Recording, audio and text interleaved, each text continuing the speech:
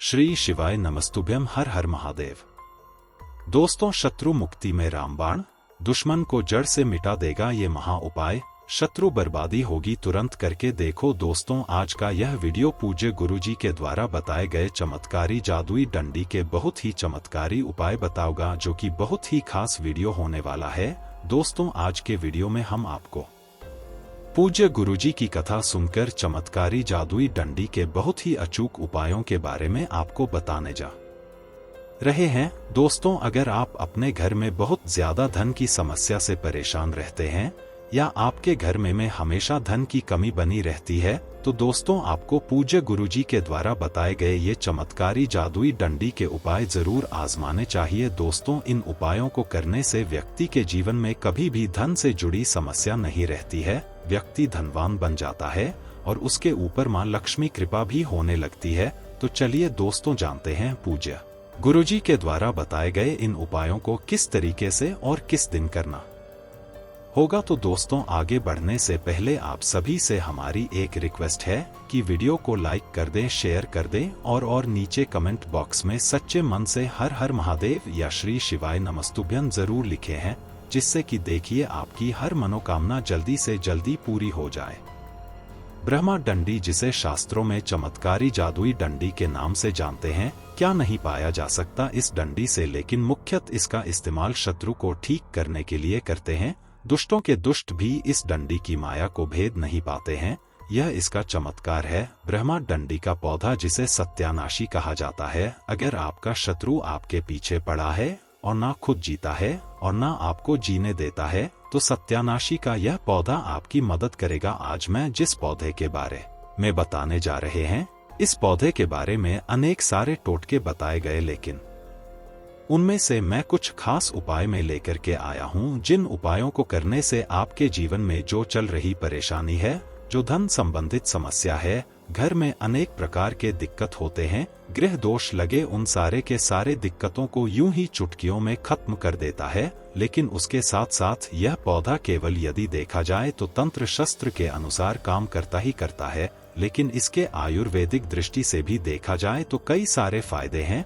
तो मैं आज के इस वीडियो में दोनों प्रकार के ज्ञान आपको कवर करूंगा।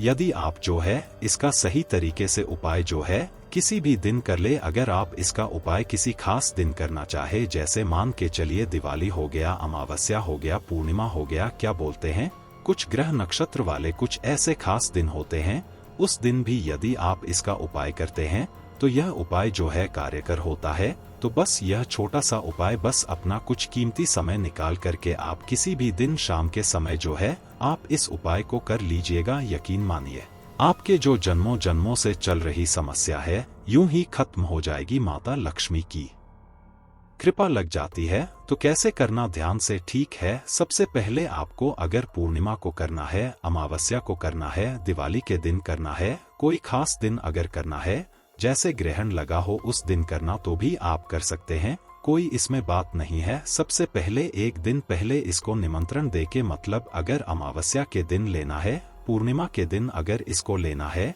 तो एक दिन पहले क्या करना है, उसको जाकर के निमंत्रण दे करके आना है और रात के समय में उसको उखाड़ करके लाना है। ठीक है। उसके बाद से जब आप उखाड़ करके लाते हैं तो आपको पूरा दिन भर जो रखे रहना है, लेकिन जब आप लाते हैं तो नंगे पैर जाइएगा। नंगे पैर आप जाइए, लाइए और अपने घर पर रखे रहिए। लेकिन जब लाते हैं तो इसको क्या करते हैं, सबसे पहले अच्छे से धो लीजिए। धोने के बाद इसके ऊपर जो गंगा जल का जो छींटा मार देना, ताकि यह पवित्र हो जाए। इस पर अगर किसी प्रकार की कोई गंध हो तो, क्योंकि गंगा जल छिटने से क्या हो जाता है, कोई भी चीज पवित्र मानी जाती है। और पूरा का पूरा पौधा जो है उखाड़ करके लाना है। ठीक है। और पूरा का पूरा पौधा जब उखाड़ के लाते हैं तो गंगाजल से पहले पवित्र कर लेना। उसके बाद से या करना पंचामृत से भी इसको क्या करना है, स्नान कराना है। पंचामृत से स्नान कराने के बाद शाम के समय में आप ध्यान से सुनिए क्या उपाय करना है। सबसे पहले आपको एक लाल कपड़ा लेना है।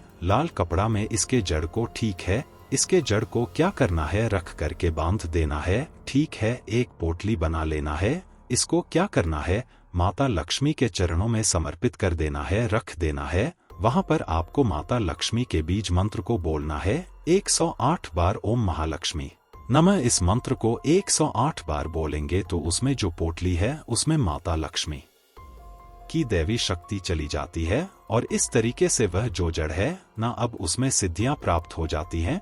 और इसको क्या करना है, आपको बस इस जड़ को उठा करके जहां पर आपका रसोई हो, जहां पर आपका तिजोरी हो, भंडार हो, उस जगह पर मतलब किसी शुद्ध स्थान पर ही ले जाकर के रख देना है। ठीक है, ऐसे जगह पर रखना है जहां बार बार किसी की नजर ना पड़े। आप घर में पूजा स्थान पर भी रख सकते हैं, लेकिन बार बार किसी की नजर नहीं पड़नी चाहिए। ठीक है, यदि ऐसा आप कर देते हैं तो अनेक प्रकार की समस्याओं से आपको मुक्ति मिल जाएगी। तिजोरी में रखेंगे तो तिजोरी में धन बढ़ना शुरू हो जाएगा। किचन में रखते हैं तो किचन में माता अन्नपूर्ण का वास होगा, माता लक्ष्मी का वास होगा। जहां पर भी रखेंगे आप वहां पर जो क्या होता है, वृद्ध ही वृद्ध होगा। दूसरा नंबर का जो उपाय है, यदि आप जो भोले बाबा को प्रसन्न करना चाहते हैं, ठीक है, भोले बाबा बहुत ही दयालु देवता है, हल्के में ही प्रसन्न हो जाते हैं।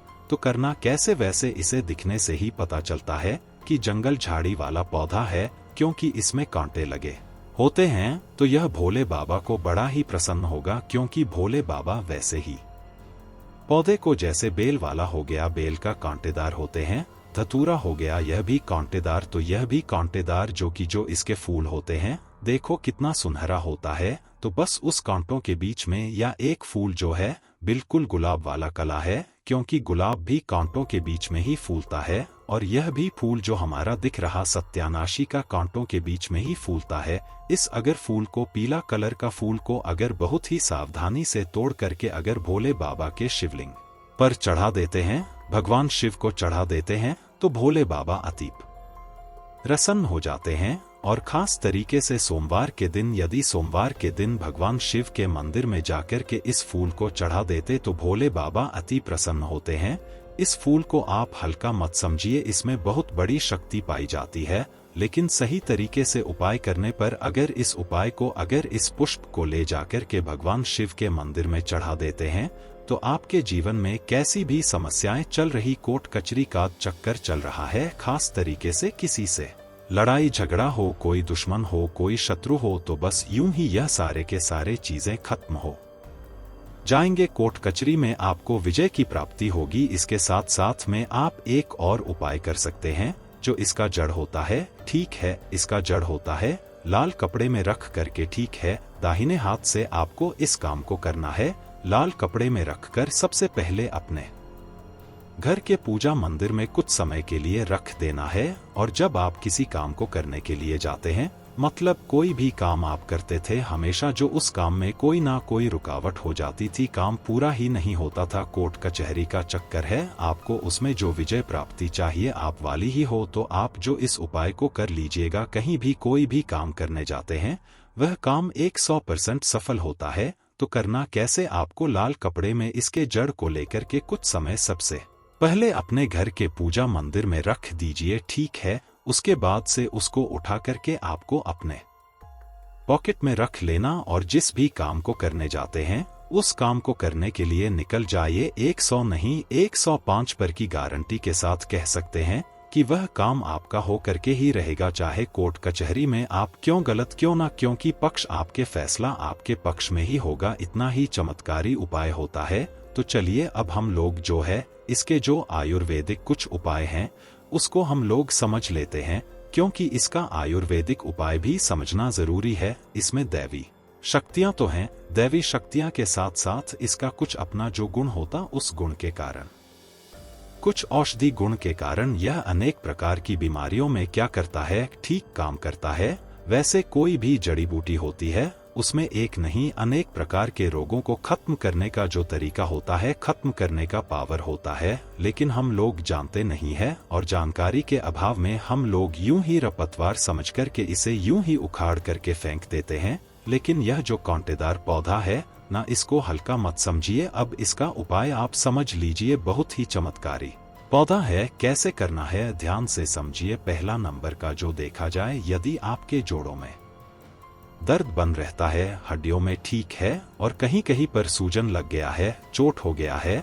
तो वहां पर आपको मतलब चोट संबंधी कोई भी समस्या हो, जो बाहर के क्षेत्र में स्किन पर लो एक्सटर्नल कोई भी हो चोट लगा हुआ हो, तो आप क्या करना है कि इसका जो बीज होता है ना, इसके बीज का एक तेल आता है, ठीक है।